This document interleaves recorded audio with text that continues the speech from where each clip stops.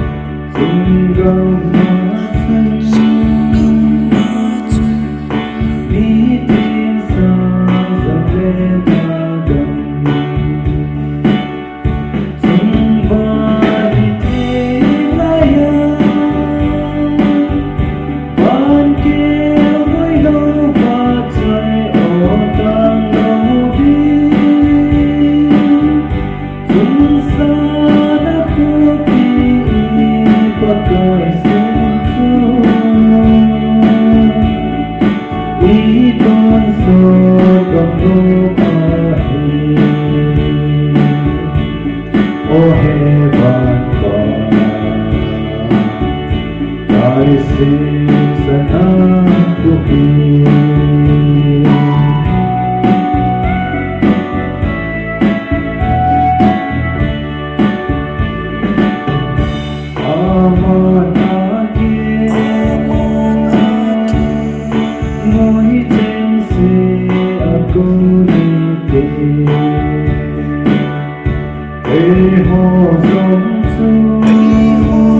Gõ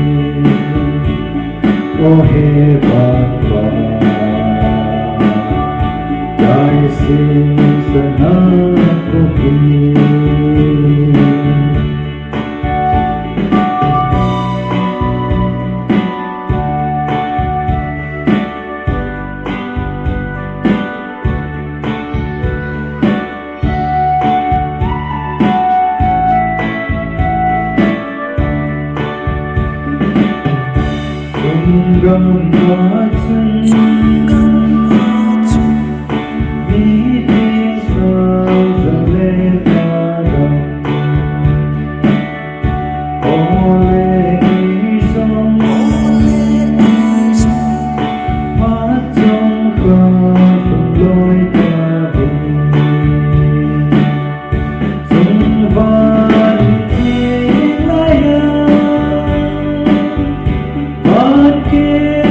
lỡ